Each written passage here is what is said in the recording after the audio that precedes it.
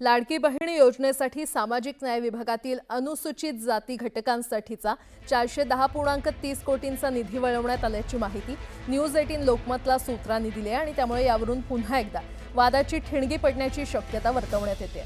मुख्यमंत्री लाडकी बहीण योजनेतील पात्र महिलांना मे महिन्याचे पैसे देण्यात येत आहेत। त्यासाठी सामाजिक न्याय विभागाच्या अनुसूचित जाती घटकांसाठी असलेला 410.30 कोटींचा निधी वळवण्यात आल्याची माहिती आहे। आतापर्यंत सामाजिक न्याय आणि आदिवासी विभागांचा 1827 कोटी 70 लाख कोटींचा निधी महिला व बाल विकास विभागाकडे वळवण्यात आलाय। सामाजिक न्याय विभागाला गेल्या 5 वर्षांच्या तुलनेमध्ये यावर्षीच्या 7317 कोटी रुपयांचा निधी कमी मिळालाय आणि लाडक्या बहिणींना दर महिन्याला 1500 रुपये देण्यासाठी सरकारकडून इतर विभागांच्या निधीला कात्री लावण्यात येते।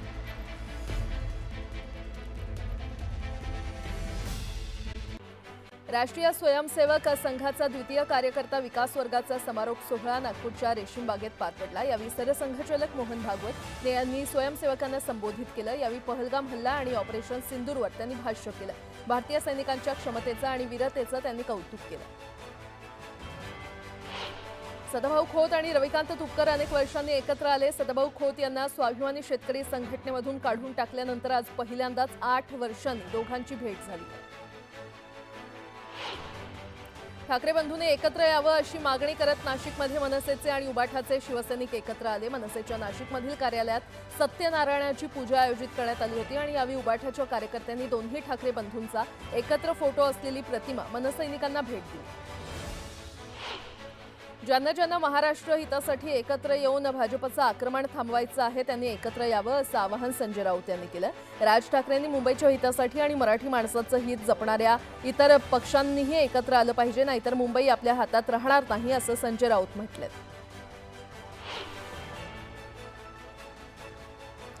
दोन ठाकरे बंधूंनी एकत्र यावं ही सर्वसामान्य माणसाची इच्छा आहे। मराठी माणसासाठी आणि महाराष्ट्रासाठी ठाकरे बंधूंनी एकत्र येण्याची इच्छा शिवसैनिकांनी व्यक्त केली आहे।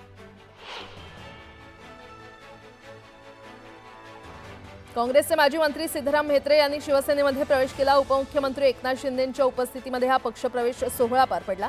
म्हेत्रे यांच्या शिवसेना पक्षप्रवेशामुळे सोलापुरात काँग्रेसला मोठा धक्का बसलाय।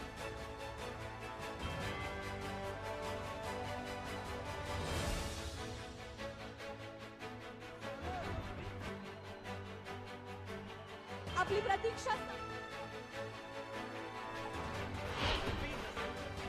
शिवसेनेच्या व्यासपीठावर राष्ट्रवादी शरदचंद्र पवार पक्षाचे आमदार दिसून आले। अक्कलकोटमध्ये सिद्धराम म्हेत्रे यांच्या शिवसेना पक्ष प्रवेशादरम्यान आमदार राजू खरे यांची उपस्थिती लावली आणि त्यामुळे चर्चांना उधाण आलं। सर्वसामान्य कार्यकर्त्यांची दोन्ही पक्ष एकत्र आले पाहिजे अशी इच्छा असल्याचं आमदार अमोल मिटकरी म्हटलेत। जर काही व्हायचं असेल तर पांडुरंगाची इच्छा असं सुप्रिया सुळे म्हटल्या होत्या। याची आठवणही मिटकरी यांनी करून दिली। मुंबई पोलिसांनी 9 किलो सोन्याची फसवणूक केल्याप्रकरणी 2 वर्षांपासून फरार असलेल्या आरोपीला अमृतसरमधून अटक करण्यात आली आहे। लॉकडाऊनमुळे व्यवसाय बंद पडल्यानं त्यानं सोनं घेऊन पळ काढला।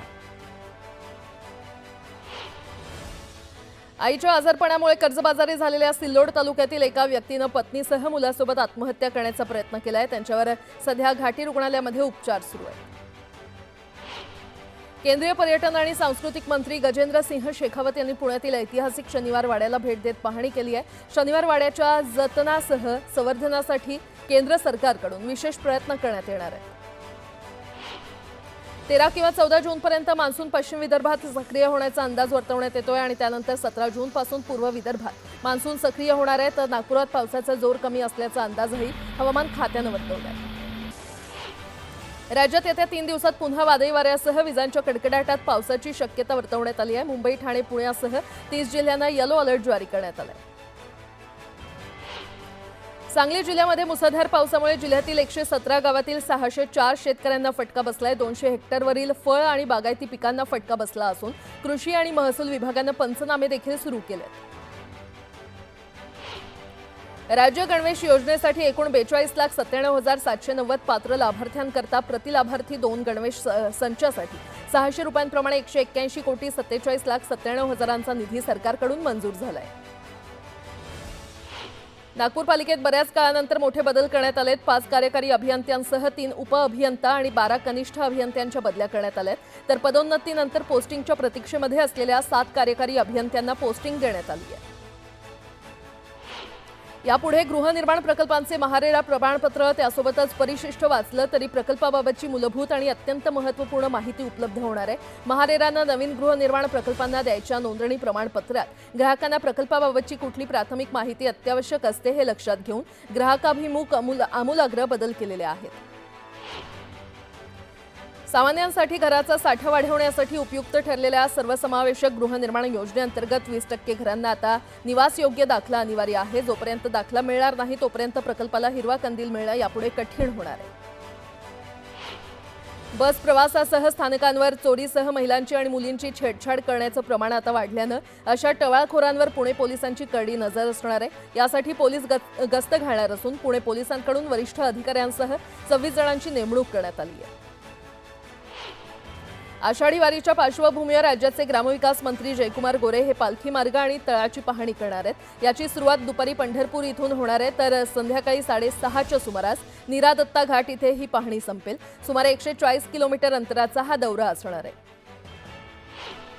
महाराष्ट्र राज्य मार्ग परिवहन महामंडळाच्या पुणे विभागानं तयारी केली असून वाढत्या प्रवाशांची संख्या लक्षात घेता पुण्यातून 700 बस पंढरपूरसाठी सोडण्याचं नियोजन करण्यात आलंय अशी माहिती एसटी प्रशासनाकडून देण्यात आली आहे। पुणे विभागातील 14 आगारातून पंढरपूरसाठी एसटी गाड्या सोडण्याचं नियोजन करण्यात येतंय। यामध्ये 350 बस या पुणे विभागाच्या आहेत तर इतर 350 बस या मुंबई प्रदेश आणि विदर्भातून मागवण्यात आल्या आहेत।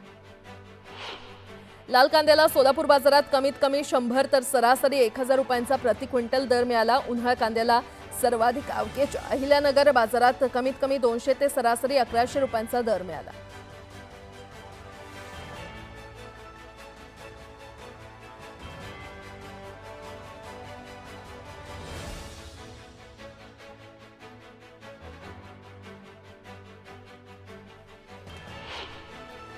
राज्यातील बाजार समित्यांमध्ये तुरीच्या आवकमध्ये मोठी वाढ झालेली दिसून आली आहे। बाजार समितीमध्ये 35,290 क्विंटल आवक झाली। सर्वसाधारण दर हा 6,268 रुपये प्रति क्विंटल इतका मिळाला।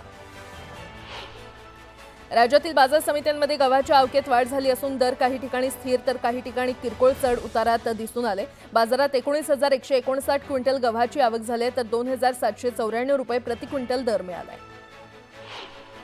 सांगली जिल्हा बँकेचे 50,58 लाखांचं नुकसान झाल्याप्रकरणी माजी संचालकांच्या सुरू असलेल्या चौकशीवरील स्थगिती अखेर उठवण्यात आली आहे आणि त्यामुळे या चौकशीचा मार्ग आता खुला झालाय।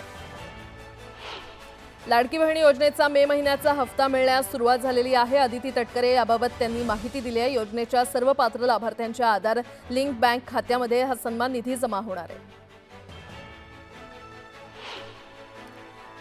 आणि आता एक मोठी बातमी, हिंदवी स्वराज्याचे संस्थापक छत्रपती शिवाजी महाराज यांचा 352वा राज्याभिषेक दिन सोहळा तारखेनुसार आज किल्ले रायगडावर भगव्या उत्साहात पार पडणार आहे। या ऐतिहासिक क्षणाचे साक्षीदार होण्यासाठी कानाकोपऱ्यातून शिवप्रेमींनी रायगडावर काल रात्रीपासूनच जमायला सुरुवात केलेली आहे। या सोहळ्यासाठी संभाजीराजे छत्रपती यांच्या उपस्थितीत नगारखाना इथे ध्वजारोहण होणार आहे आणि त्यानंतर सकाळी 9:15 वाजता छत्रपती शिवाजी महाराजांच्या राजसदरेवरील सिंहासनारूढ पुतळ्याला सुवर्ण नाण्यांचा अभिषेक होईल।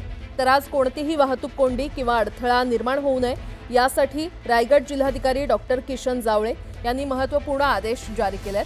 त्यानुसार रायगड जिल्ह्यात रात्री 10 वाजेपर्यंत काही प्रमुख मार्गांवर अवजड वाहनांच्या वाहतुकीवर बंदी घालण्यात आलेली आहे।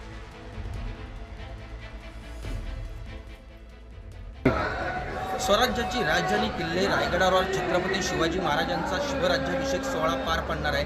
आता आपण राजसदरेवर आपण या दृश्याच्या माध्यमातून पाहू शकता। या ठिकाणी फुलांची रांगोळी काढण्यात आलेली आहे। फुलांनी मेघडंबरी आणि छत्रपती शिवाजी महाराजांचा जो पुतळा आहे तो सजवण्यात आलेला आहे। तुम्ही पाहू शकता दृश्याच्या माध्यमातून या ठिकाणी शिवभक्त हे मोठ्या संख्येने काही वेळातच या ठिकाणी शिवराज्याभिषेक आहे आणि हा शिवराज्याभिषेक सोहळा पार पाडण्यासाठी अनेक शिवभक्त महाराष्ट्राच्या राज्यातून इकडे सोहळा पार पाडण्यासाठी आलेले आहेत। त्यामुळे गडावरील वातावरण हे भगवमय झालेलं आपल्याला पाहायला मिळतं। दिनेश पिसाट, न्यूज 18 लोकमत, रायगड।